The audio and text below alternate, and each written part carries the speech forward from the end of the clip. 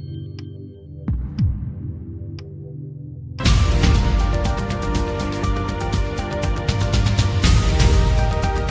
a refugee, you can't do anything in the UK if you don't speak English.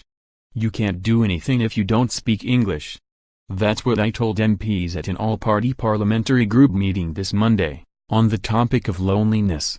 As a Burundian refugee and student, I explained why the government must increase funding for English lessons as part of its integration strategy, in order to tackle isolation and enable refugees to contribute to their new communities.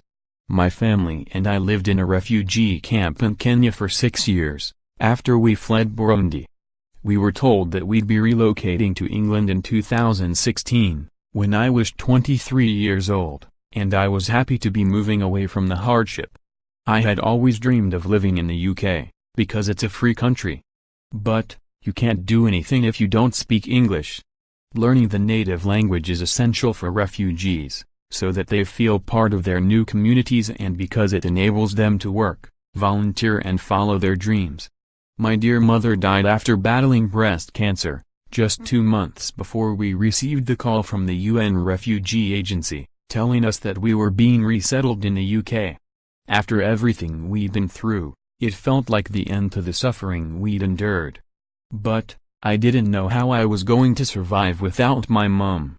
I am the eldest of 4 children. I felt alone and uncertain about how we would cope in a new country. We arrived in the UK on Tuesday, August 9, 2016. The weather was cold and it was raining. Upon our arrival, we were welcomed by an interpreter and staff from the charity Refugee Action. Although it was exciting, it was also very emotional. We cried in the taxi, all the way from the airport to the place we would call home. We could see the way, but it was like our eyes were blinded by everything new to us. We had support from the charity and the local authority. I began to feel hopeful and was relieved, because I knew that I was not alone anymore. When we arrived, I could speak and understand a little bit of English, but I was not confident enough to reply to people, which made me very eager to learn. I applied to a local adult learning center, but it was full and they put me on a long waiting list. I tried a further education college, but it was also closed to new learners and had a long wait for lessons. Then, I joined a community center, which provided informal lessons, but it wasn't at the right level. Left at home, while my brothers and my sister went to school, I felt bored and isolated. I started to think about the past, which didn't help me. That's why I needed to keep myself busy and do things that would benefit me in the future. I had to find a school where I could study English, and I didn't give up. Instead of staying at home, I went to a British Heart Foundation store and asked if I could volunteer. I worked there for 4 months, started to make friends and learn new things. US calls UN vote on action against chemical attacks Syria. Why the International Women's Day 2018 theme is Press for Progress. Which countries have nuclear missiles?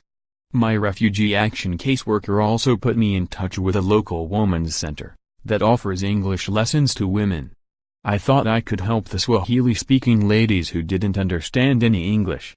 They had never been to school and many were illiterate. I told them they should work hard to learn the language, because without it they can't do anything. 3 months later, I got a letter from the local college saying I could start English for speakers of other languages, ESL, classes. I've now progressed to a higher level to study English and maths. It's sometimes challenging to study while also looking after my siblings, especially as they're now growing into teenagers, but I know it's my duty. I want to make my mom proud and teach my family how to survive in this life. My dream job is to become a nurse, because I want to help people.